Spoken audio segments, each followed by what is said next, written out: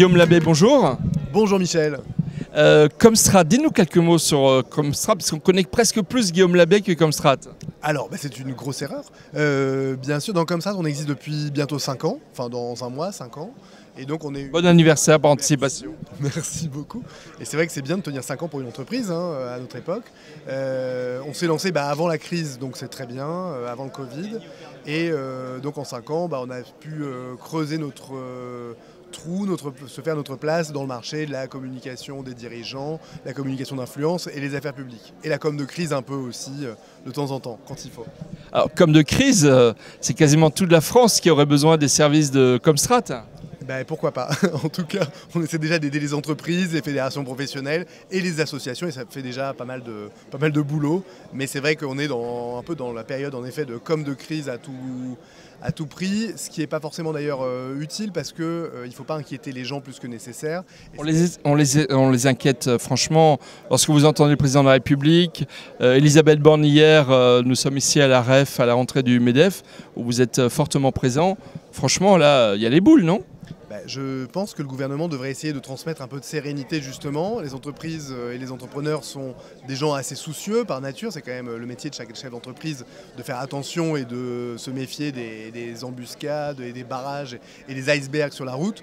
Pour autant, le gouvernement, surtout en France où il est quand même très omnipotent, devrait essayer de transmettre plutôt que son stress, de l'espoir et surtout travailler à améliorer la situation.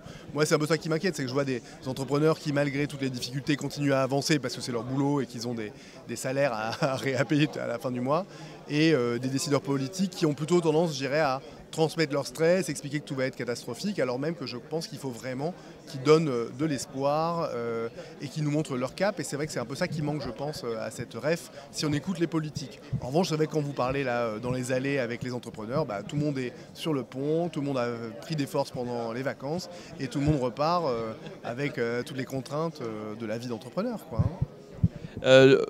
Deuxième quinquennat du président de la République, est-ce que en tant que chef d'entreprise, en tant que communicant, en tant que stratège, vous attendez quelque chose de ce quinquennat ?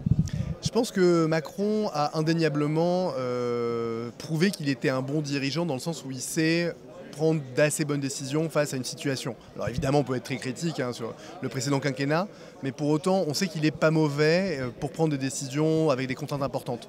Du coup, je crois qu'il aurait tout intérêt à redevenir cette personne-là, plutôt que d'être dans une surenchère anxiogène, parce que vraiment, je crois que la population, quand on voit les études d'opinion, croit que les politiques enjolivent un peu la réalité, ne disent pas la vérité. Les Français pensent ça, qu'on le veuille ou non.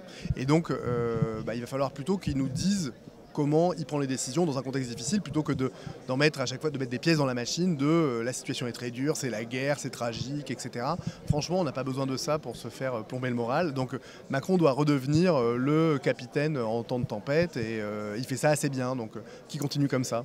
Donc quel serait le triptyque de la rentrée de Guillaume Labbé ? Alors ça n'est manifestement pas du sang, des larmes et de la sueur, ce serait quoi ? De l'énergie, de l'opiniâtreté et puis du travail, parce qu'au fond, évidemment la situation est compliquée, mais en travaillant, en innovant, en créant, on arrive à trouver des solutions. Et c'est certainement pas, en tout cas, en se morfondant sur le fait que le monde va mal. Il y a encore beaucoup de possibilités pour avancer. On est un beau pays, les touristes sont revenus massivement en France, malgré l'absence des Russes qu'on n'a plus trop envie de voir, donc continuons et en revanche, il faut résoudre des problèmes urgents.